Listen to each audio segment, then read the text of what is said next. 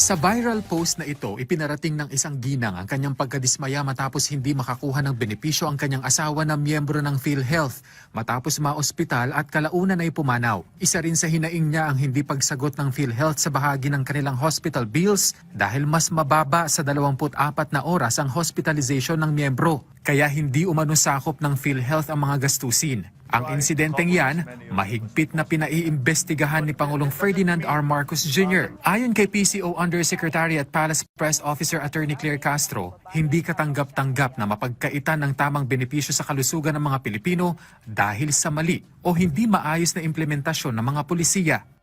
Hindi po nais ng Pangulo na dapat na mga kababayan natin ay nabibigyan po ng ayuda pagdating po sa kalusugan nila, pero hindi na ibibigay dahil sa maling pag-i-implement. Hindi po yan nais ng Pangulo. So sa ganitong pagkakataon po, talaga pong dapat paimbestigahan. Hinimok din ng palasyo ang mga kawani ng PhilHealth at mga nakatalagang staff sa mga ospital na tiyaking na ibibigay ang tamang impormasyon sa mga pasyente upang maiwasan ang posibleng pinsala o abala sa mga nangangailangan ng serbisyong pangkalusugan.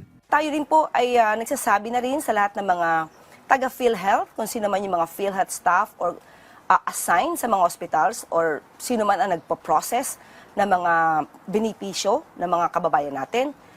Sana po ay maging aware kayo sa lahat ng mga coverage para po maibigay niyo po yung tamang information sa ating mga kababayan. Dahil kung mali po ang maibibigay niyong impormasyon, maaari po ito makaapekto at makadanyo sa ating mga kababayan. Nilinaw naman ng palasyo na wala itong sinisisi kung saan nagmula ang pagkakamali. Ngunit tiniyak nito, nagugulong ang masusi at tamang investigasyon upang hindi na maulit ang insidente. Sa unang pahayag ng PhilHealth, sinabi nito na agad silang nakipag-ugnayan sa pamilya ng nasawing pasyente at nagkasundo sa mga susunod na hakbang para sa kinakailangang suporta.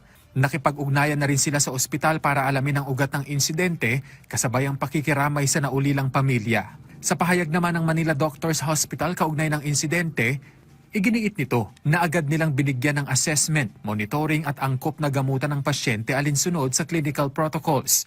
Ipinaliwanag din umano sa pamilya ang mga panganib at benepisyo ng mga posibleng interbensyon at kalaunan ay pinili ng pamilya na huwag ituloy ang surgical procedure at magpatuloy sa supportive care. Binigyang diin din ng ospital na naipaliwanag sa pamilya ang PhilHealth benefits batay sa umiiral na guidelines kasama ang gabay ng kanilang staff at PhilHealth personnel sa ospital.